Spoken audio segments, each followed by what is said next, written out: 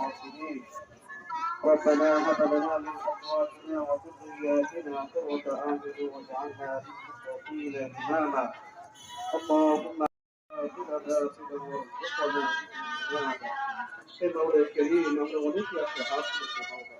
مولاي الكريم সকলে হাত আল্লাহ তুমি কবুল করে নাও।